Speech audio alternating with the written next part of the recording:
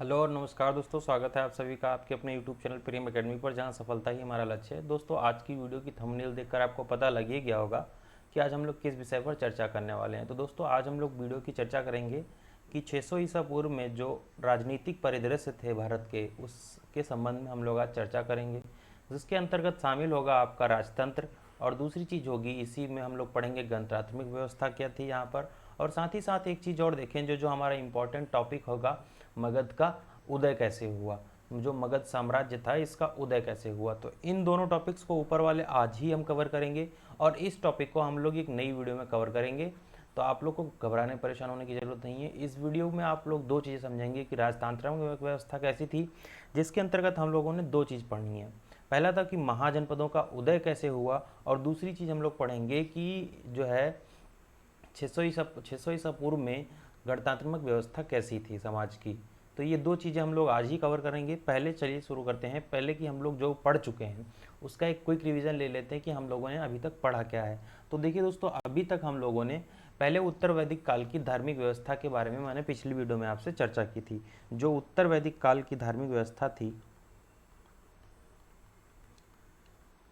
उत्तर वैदिक काल की धार्मिक व्यवस्था, इसके बारे में हम लोगों ने चर्चा की थी। तो मैंने आपको बताया था कि इसमें दो चीज़ें थी, कि एक दो धाराएं थी, जिनमें से एक धारा थी जो कर्मकांड युक्त धारा थी। कौन सी थी? कर्मकांड युक्त धारा थी। और दूसरी थी जो उपनिषदों की धारा थी। उपनिषदों की धारा थी। उपनिषदों की धारा थी। तो मैंने दोनों के अंतर्गत आपको एक चीज़ बताई थी कि ये जो कर्मकांड वाली धारा थी, ये तंत्र मंत्र यज्ञ पशु बलि आदि पर बहुत ज़्यादा जोर देती थी। क्या किस पे ज़्यादा जोर देती थी? तंत्र मंत्र, ठीक, यज्ञ यज्ञ या अंधविश्वास की चीज़ों पर ज़्यादा ध्यान देते थे। अंधविश्वास की चीज़ों पर ज़्यादा ध्यान देते थे। वही जो उपनिषद था, उपनिषदों की धारा ये थी कि ये लोग ज्ञान मार्ग की बात करते थे। ज्ञान मार्ग की बात करते थे। तो आप एक चीज़ समझ लीजिए कि ये लोग इनके क्या थे? एंटी थे।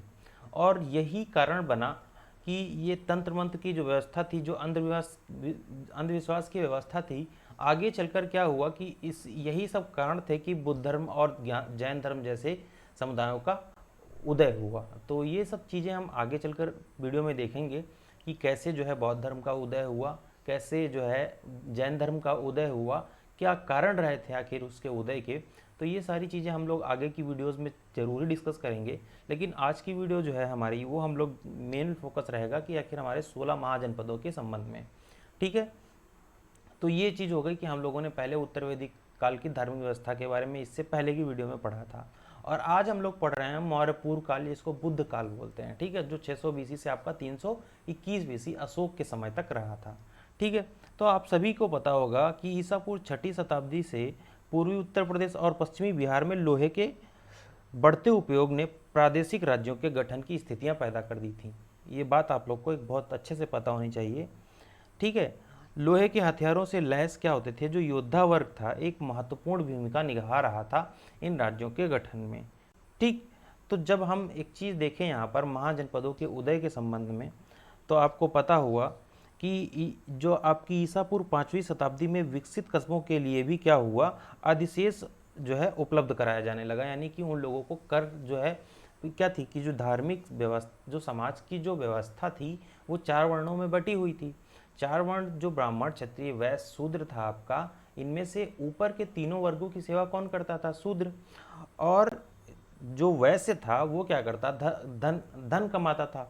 और उससे कर और जो शासन करता था वो कौन करता था? क्षत्रिय करता था। और क्षत्रिय कर लेता था वैश्य से, और जो क्षत्रिय कर लेता था उसका कुछ हिस्सा देता था ब्राह्मणों को।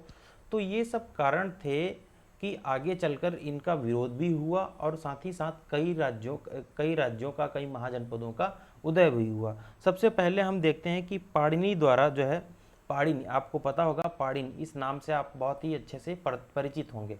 पाणिनि ने 40 जनपदों का उल्लेख किया था। कितने? 40 जनपदों का उल्लेख किया था। ठीक है, तो ये जो 40 जनपद बसे हुए थे, ये कहाँ पर थे आपके? ये थे आपके अफगानिस्तान और दक्षिण पूर्व मध्य एशिया तक के फैले 40 जनपद थे ये। ठीक है, कहाँ से कहाँ तक? अफगानिस्तान से लगाकर दक्षिण पूर्व मध्य एशिया तक फैले हुए ये महाजनपद थे। ठीक, तो आगे हम लोग मैप से पूरी बात को समझने की कोशिश करेंगे। ये है आपके पास में मैप। ठीक है, इसमें आपको पहले तो पूरा आपको जो एक चीज़ मैप में देखनी है कि मैंने पूरा मैप, थोड़ा सा बड़ा मैप लगाया है, सिर्फ 16 महाजनपदों का मैप नहीं लगाया है क्योंकि आपको फिर कन्फ्यूजन ना हो। ठीक है, तो ये जो 16 महाजनपद थे, तो 16 महाजनपदों में सबसे जो ज़्यादातर जो प्रदेश थे वो विंध्य और उत्तर पश्चिम की सीमाओं से लेकर बिहार तक फैले हुए थे। कहाँ से? इस साइड से लेकर, विंध्य से लेकर इधर ये बिहार तक ज़्यादातर जो है क्षेत्र ये फैला हुआ था। ठीक, तो हम लोग अब इसकी विधिवत चर्चा करते हैं। ठीक है दोस्तों, तो हम लोग जब राजतंत्रात्मक व्यवस्था की चर्चा करेंगे तो इस व्यवस्था में क्या हुआ कि राजाओं की शक्ति के तले बड़े बड़े राज्यों का उद्भव हुआ, जिसे महाजनपद कहा जाने लगा। पहले बात तो महाजनपद क्या था ये बात हम लोगों ने समझ ली कि जब क्या हुआ, पहली बात तो ये है कि 600 ईस्वी में राजनीति में मुख्यतः दो प्रकार के आपके स्वरूप दिखाई देते हैं। कौन कौन से? राजतंत्रात्मक और गणतंत्रात्मक। राजतंत्रात्मक स्वरूप के तले ही क्या हुआ कि इस व्यवस्था के चलते राजाओं की शक्ति के तले बड़े बड़े राज्यों का उद्भव हुआ, जिसे महाजनपद कहा गया। और ये जो आपके 16 महाजनपद हैं, इसकी अगर आपसे कोई पूछे कि इसके विषय में जानकारी कहाँ से मिलती है, तो आप देखिए ये दो ग्रंथ हैं। कौन कौन से? बौद्ध धर्म से है आपका अंगुत्तर निकाय। बौद्ध धर्म से है कौन सा धर्म? बौद्ध धर्म। बौद्ध धर्म का एक ग्रंथ है अंगुत्तर निकाय। अंगुत्तर निकाय, वहां से इन 16 महाजनपदों की जानकारी मिलती है। और जैन धर्म का एक ग्रंथ है जिसको बोलते हैं भगवती सूत्र। जिसको बोलते हैं क्या? भगवती सूत्र। ठीक, तो इन दोनों ग्रंथों से क्या हुआ, 16 महाजनपदों की जानकारी मिलती है। तो अब देख लेते हैं कि ये 16 महाजनपद थे कौन कौन से। तो यहाँ पर आप लोगों को मैप में समझ में आ रहा होगा कि 16 महाजनपदों में देखें तो आपको यहाँ पर क्या क्या मिल रहा होगा। ठीक, आपका कुरु था, इसी में आपका अवंती था, ठीक है, अनुपा। ठीक, तो ये सारे आपके क्या थे? 16 महाजनपद ही थे। ठीक है, चलिए इसको हम लोग विधिवत तरीके से समझेंगे यहाँ पर। ठीक है, यहाँ पर आप लोग को सारी चीज़ें 16 के 16 महाजनपद देखने को यहाँ पर मिल जाएंगे। तो पहला आप लोग देखेंगे यहाँ पर क्या? काशी। काशी देख लेते हैं, ये आपका पहला हो गया। दूसरा देखेंगे हम लोग यहाँ पर कौन सा? मगध। ये मगध हो गया। तीसरा अंग हो गया। चौथा वंगा हो गया। और पांचवा आपका वज्जी हो गया। छठा शाक्य हो गया। पांचवा ये कोलीय वंश थे। ठीक है, ये वंश थे, शाक्य और कोलीय क्या थे? वंश थे। ठीक है, ये भी वंश था, मल्ल वंश था। कोसल, ये तो आपका महाजनपद था। ठीक है, ये भी आपका महाजनपद था। चेदी आपका ये भी महाजनपद था। अवंती भी आपका महाजनपद था। साथ ही साथ हम लोग देखेंगे ये मत्स्य आपका ये भी महाजनपद था। कंबोज भी महाजनपद था। ठीक है, कुरु ये भी महाजनपद था। और सूरसेन ये भी देखिए एक, ठीक है, यहाँ पर साम्राज्य था जिसके शासक थे सूरसेन। ठीक है, तो अभी हम लोग चर्चा करेंगे सूरसेन का पुत्र कौन थे? महावीर स्वामी। ठीक है, तो इस सब के बारे में हम लोग चर्चा करेंगे। तो पहले तो हम लोग देखेंगे कि 16 के 16 राज्य जो महाजनपद थे वो कौन से थे, और उसके बाद में देखेंगे कि उनकी राजधानी क्या क्या थी। और उसके बाद में हम लोग एक चीज़ और देखेंगे इसी में कि इन जो 16 महाजनपद थे इनमें उस समय शासन किसका था। तो चलिए एक एक करके सारी चीज़ों को समझ लेते हैं। तो पहला राज्य हमारा कौन सा था? काशी। पहला था काशी। ठीक है, इसकी राजधानी क्या थी? यहाँ पे महाजनपद लिख देते हैं हम लोग, महाजनपद। ठीक है, और इधर लिख देते हैं राजधानी। और इधर लिख देते हैं शासक। ठीक, तो काशी की राजधानी क्या थी? वाराणसी। काशी की राजधानी क्या थी? वाराणसी। ठीक है, वाराणसी। और इसमें शासक कौन थे? इसके शासक थे अश्वसेन। कौन थे? अश्वसेन। दूसरा महाजनपद कौन सा था हमारा? दूसरा था हमारा कोसल। कोसल की राजधानी क्या थी दोस्तों? कोसल की राजधानी थी साकेत। साकेत या थी श्रावस्ती, श्रावस्ती। ठीक है, और इसके शासक कौन थे? इसके देखिए कौशल में बुद्धों का भी शासन रहा, ठीक है, और इसी के साथ साथ किसका जो है आपके प्रसेनजीत का, प्रसेनजीत एक राजा थे, ठीक है, प्रसेनजीत का भी शासनकाल रहा, ठीक है। उसके बाद तीसरा आ जाता है हमारा अंग। तीसरा कौन सा आ जाता है? अंग। अंग की राजधानी क्या थी? चंपा। अंग की राजधानी क्या थी? चंपा। और इसके शासक कौन थे? कौन? ब्रह्मदत्त। शासक कौन थे? ब्रह्मदत्त। चौथा कौन सा था हमारा? चौथा था हमारा मगध। मगध के उदय के विषय में हम लोग पढ़ेंगे, क्योंकि यही जो है 600 ईसा पूर्व में सबसे शक्तिशाली महाजनपद रहा है, ठीक है। तो मगध की राजधानी पहले क्या थी? राजगृह। पहले क्या थी? राजगृह। और बाद में इसकी राजधानी क्या हो गई? पाटलिपुत्र। पाटलिपुत्र, ठीक है। और इसके शासक कौन थे? बिंबिसार से लेकर आपके शासक, इसमें कई सारे शासक हुए, इसमें बिंबिसार से लगा करके बिंबिसार, अजातशत्रु, कालाशोका, ये सब किसके? मगध वंश के शासक थे, ठीक है।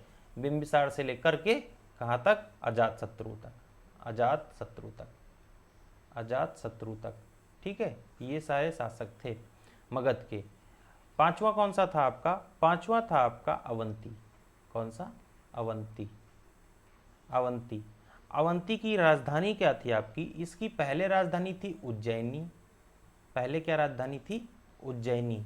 और बाद में इसकी राजधानी क्या हो गई? महिष्मती। बाद में राजधानी क्या हो गई? महिष्मती, ठीक है। और इसका शासक कौन था? इसका शासक था चंड प्रद्योत। कौन था? चंड प्रद्योत, ठीक है। ये शासक के नाम आप लोग याद रखेंगे। छठा कौन सा था हमारा? छठा था आपका यहाँ पर वज्जी। वज्जी संघ, ठीक, वज्जी। वज्जी की राजधानी क्या थी? कुशीनारा। पहले क्या थी? कुशीनारा। फिर क्या हो गई? पावापुरी।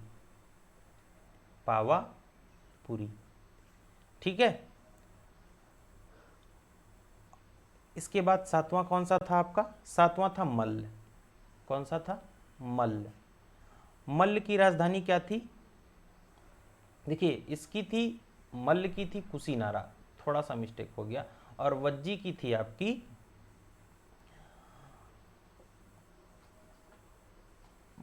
हाँ, मल्ल की थी। और वज्जी की थी आपकी वैशाली, ठीक है। वज्जी की थी क्या? वैशाली। वज्जी की थी क्या? वैशाली, ठीक है। और इसी में आपका कुशीनगर में आप जब शासन काल देखेंगे किसका था उसी टाइम? किसका? उदयन का शासन काल था। उदयन एक शासक था, आपको पता है। हम लोग इसके बारे में जानकारी पढ़ेंगे, विधिवत पढ़ेंगे इन सब चीज़ों के बारे में। फिर आपका कौन सा था? आठवां। आठवां था आपका पांचाल।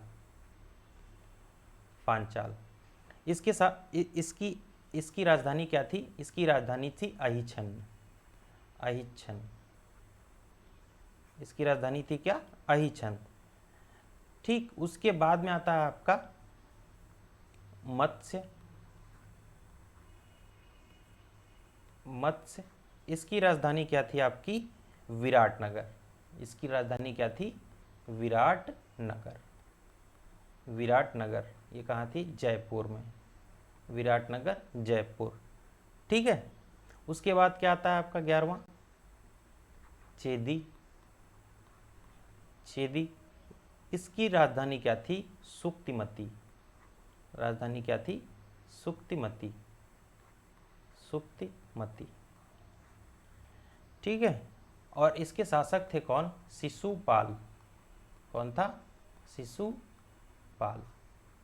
शिशुपाल। 12वां देख लेते हैं कौन था? 12वां था हमारा अस्मक। 12वां था अस्मक। और इसकी राजधानी क्या थी? पोतना। इसकी राजधानी थी पोतना, ठीक है। और इसके शासक थे दक्षिण भारत का एक, ये क्या था? एक दक्षिण भारत का था, ठीक है। ये दक्षिण भारत से महाजनपद था। ये बात भी आप लोग ध्यान रखेंगे कि पूछे कि दक्षिण भारत से कौन सा महाजनपद था, तो आपको यहाँ पर याद रखना है कि अस्मक नाम का जो महाजनपद था वो आपका दक्षिण भारत से था। ठीक है, फिर आता है आपका गांधार। अगला आएगा कौन सा आपका गांधार। 14 कौन सा आएगा गांधार, और इसकी राजधानी थी तक्षशिला। गांधार की राजधानी क्या थी? तक्षशिला। ठीक है, और इसी को क्या बोलते हैं? पेशावर। पेशावर ये कहाँ पड़ता है आपका इस समय? पाकिस्तान में। ठीक है, और इसके जो शासक थे वो क्या थे? पुष्करिन। शासक कौन था? पुष्करिन। 15वां क्या है आपका? 15वां है आपका कंबोज। 15वां है कंबोज, और इसकी जो राजधानी थी वो थी राजपुर। राजपुर। ठीक है, इसका शासक जो था वो कौन था? चंद्रवर्धन। शासक कौन था? चंद्रवर्धन। ठीक है, और 16वां जो आपका महाजनपद था, 16वां महाजनपद था वो कौन सा था? कुरु। कुरु की राजधानी क्या थी? इंद्रप्रस्थ। इंद्रप्रस्थ। ठीक है, ये दिल्ली मेरठ का क्षेत्र था आपका। कहाँ का था? दिल्ली और मेरठ का क्षेत्र था। दिल्ली मेरठ का क्षेत्र था ये आपका। ठीक है, और ये जो कुरु महाजनपद था इसमें शासनकाल किसका था? युधिष्ठिर परिवार का। किसका था? युधिष्ठिर परिवार का।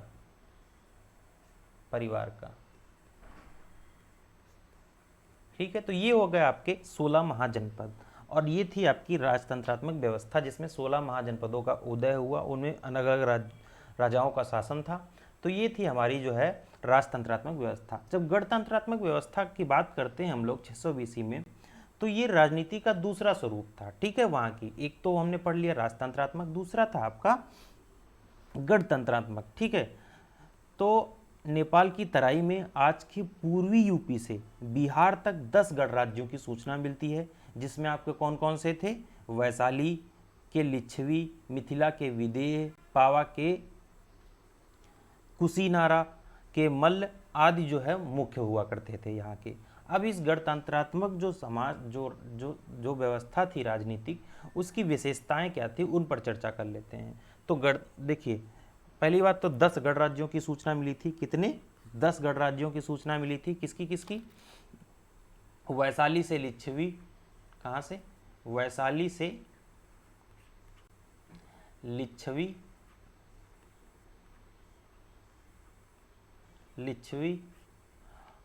फिर मिथिला के विदेह।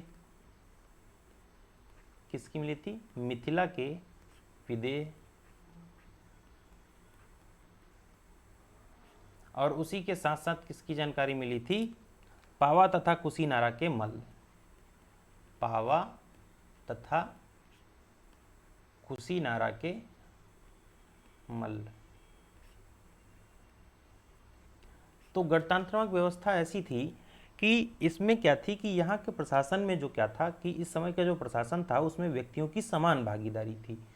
अब बात करें हम लोग तो इसी समाज में हम लोगों को लिच्छवी राजाओं के बारे में बात पता चलती है कि उनके सभी सदस्य, ठीक है, जो उनका जो साम्राज्य था उसके सभी सदस्य राजा की उपाधि ग्रहण करते थे। ठीक है, बड़े बड़े संस्थागारों में उनकी बैठक होती थी, सभा का अध्यक्ष होता था। मैंने आपको बताया था कि जब हम लोग वैदिक काल पढ़ रहे थे तो उसमें सभा और समिति नामक 2 संस्थाएं थी।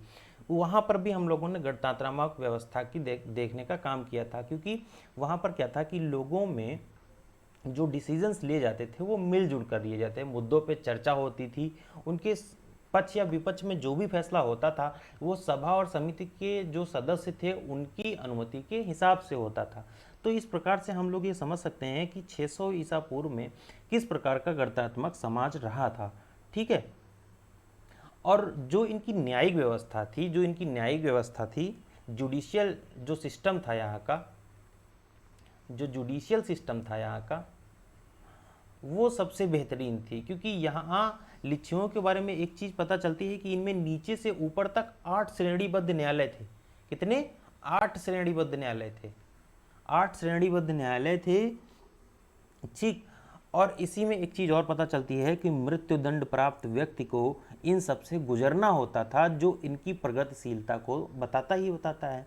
क्योंकि किसी व्यक्ति को अगर मृत्युदंड की सज़ा हो जाती है तो इन 8 जो न्याय के जो स्तंभ बनाए गए थे, जो श्रेणीबद्ध न्यायालय थे, जो 8 ही, तो इस सब से, इस प्रक्रिया से उस व्यक्ति को गुजरना होता था।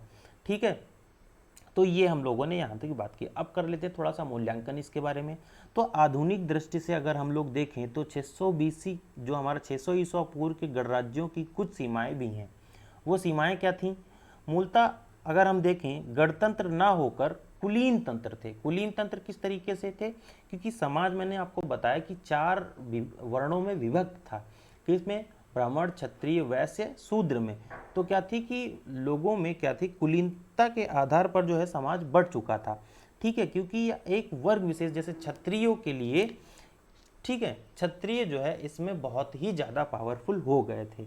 ठीक है, तो ये हम लोग यहाँ पर चीज़ समझ सकते हैं कि किस प्रकार से 600 ईसा पूर्व में जो आपका गणतंत्रात्मक और राजतंत्रात्मक व्यवस्था रही थी। तो दोस्तों, आज की वीडियो आई होप कि आपको सारी की सारी समझ में आई होगी, और कल की वीडियो में हम लोग पढ़ेंगे मगध साम्राज्य का उदय कैसे हुआ। ठीक है, कि क्या क्या कारण थे कि मगध साम्राज्य का उदय हुआ, और साथ ही साथ हम लोग आगे वीडियो में ये भी देखेंगे कि क्या कारण थे कि बौद्ध धर्म का उदय हुआ। बौद्ध धर्म से संबंधित जो भी सारी चीज़ें हों उन सबको भी डिस्कस करेंगे, और साथ ही साथ जैन धर्म के बारे में भी हम लोग डिस्कस करेंगे, और जैन धर्म की जो भी चीज़ें हैं उन सब के बारे में भी हम लोग चर्चा करेंगे। तो मिलेंगे अगली वीडियो में, तब तक के लिए बने रहिए प्रेम अकेडमी पर, जहां सफलता ही हमारा लक्ष्य है। और एक बात और दोस्तों, अगर चैनल पर नए हैं तो वीडियो को शेयर जरूर कर दीजिएगा, वीडियो पे लाइक कमेंट जरूर कर दीजिएगा, और चैनल को जरूर सब्सक्राइब कर लीजिएगा। Thank you.